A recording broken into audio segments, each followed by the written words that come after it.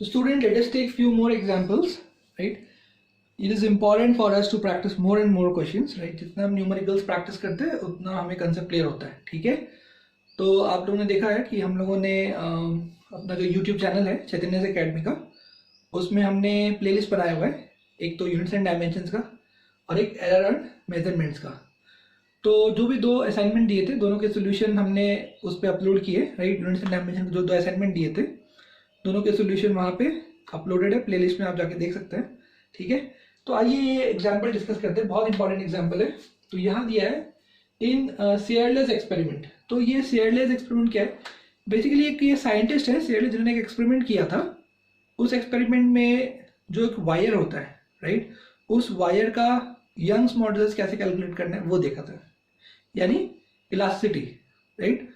Young's modulus जिसको हम लोग बोलते हैं मॉडुलस ऑफ इलास्टिसिटी, तो वो कैसे कैलकुलेट करना है। खैर अभी सेयरलेस एक्सपेरिमेंट क्या है ये तो हम लोग 10th चैप्टर में पढ़ेंगे, इलास्टिसिटी में पढ़ेंगे। फिलहाल जो एक्सप्रेशन यूज करना है वो एक्सप्रेशन ये है, y is equal to Young's modulus is equal to 4mg L by pi d square x. ये एक्सप्रेशन है अपने पास, ठीक है? तो इस एक्सप्रेशन में m का मतलब मास है, g का मतलब acceleration due to gravity, l का मतलब लेंथ, d का मतलब डायमीटर जो वायर है, वायर का डायमीटर, और जो x है, राइट, x का मतलब एक्सटेंशन। तो वायर जो है उस वायर में हम नीचे लोड कनेक्ट करते जा रहे हैं, तो लोड कनेक्ट करने की वजह से वायर एक्सटेंड हो रहा है, तो वो जो एक्सटेंशन है वो x है, ठीक है? तो इस क्वेश्चन में को दिया है diameter of the wire is given, ये दिया है, length of the wire is given, and when a weight m is equal to 20 kg is used, extension in the wire is found to be this much, ठीक है?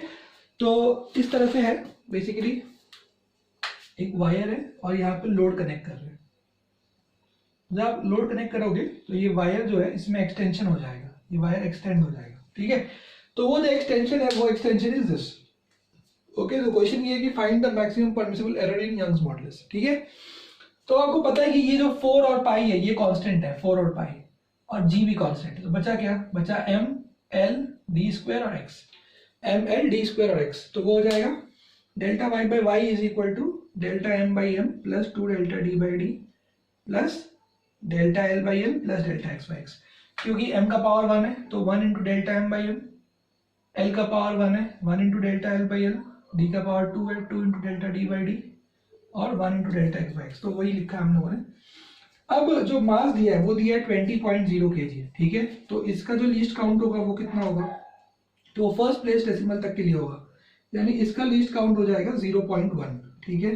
तो वो लिख दिया हमने 0.1 kg, और जो लीस्ट काउंट है वही होता है maximum permissible error, right? Length 125 centimetre दिया है, तो इस सेंटीमीटर में मेजरमेंट किया है, तो इसमें जो स्केल यूज किया है उसका लीस्ट काउंट कितना होगा? 1 सेंटीमीटर, तो वो लिख दिया हमने 1 सेंटीमीटर, वो हो जाएगा उसका मैक्सिमम परमिसिबल एरर लेंथ में जो पॉसिबल है। डायमीटर दिया है 0.050 सेंटीमीटर, तो ये फर्स्ट सेकेंड थर्ड प्लेस तक के लिए दिया है, तो इस ये थर्ड प्लेस तक ये मेजरमेंट दिया है, तो इसका लीस्ट काउंट होगा 0.001 सेंटीमीटर इस इंस्ट्रूमेंट का।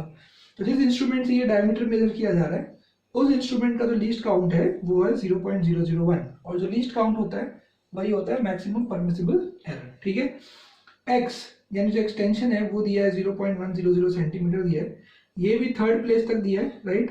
थर्ड प्लेस तक ये रीडिंग दिया गया है। इसका मतलब जो इसमें इंस्ट्रूमेंट यूज हो रहा है वो उसका जो एक्यूरेसी है, उसका जो सिग्निफिकेंट फिगर है वो थर्ड डिजिट तक ले सकता है।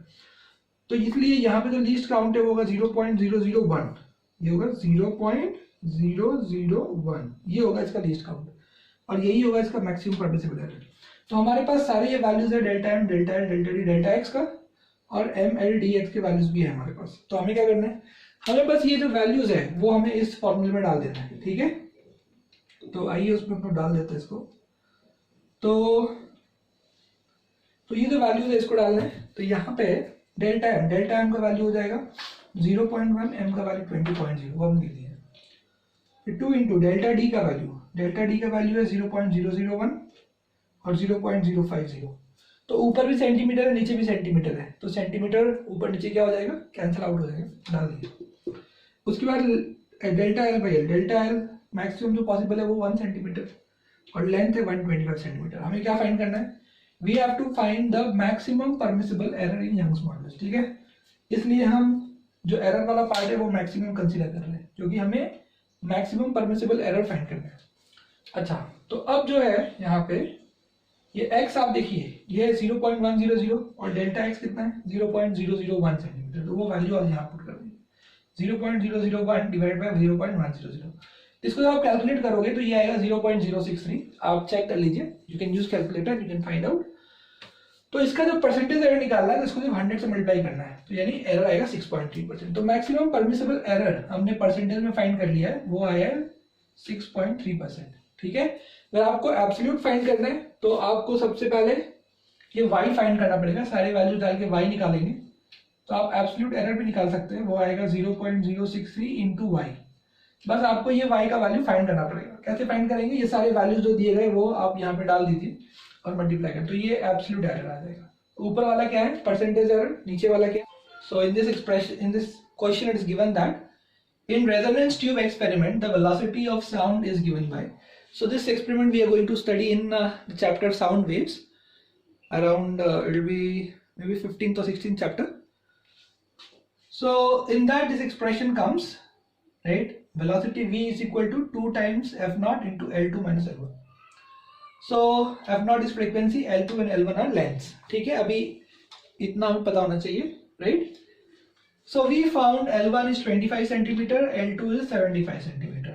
If there is no error in frequency, तो frequency में कोई error नहीं है, f0 में कोई error नहीं है, ऐसा क्वेश्चन में दिया है। ठीक है, so what will be the maximum permissible error in the speed of sound? तो जो speed है sound का, उसमें maximum permissible error कितना होगा, तो maximum permissible error पूछा गया हम लोगों से।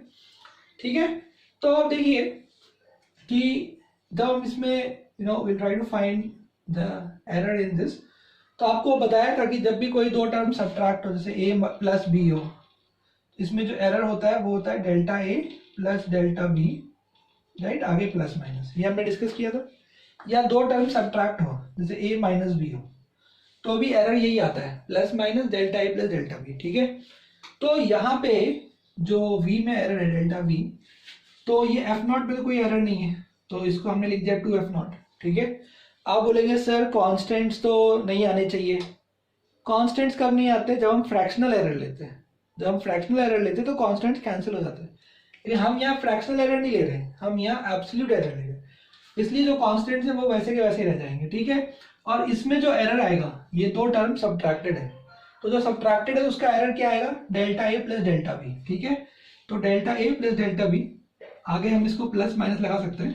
ठीक है, अब L1 दिए 25 सेंटीमीटर, 25.0 सेंटीमीटर, तो फर्स्ट प्लेस ऑफ डेसिमल तक दिए, तो लीस्ट काउंट कितना हो जाएगा 0.1 सेंटीमीटर, और जो लीस्ट काउंट है वही होगा मैक्सिमम परमिसिबल एरर L1 में।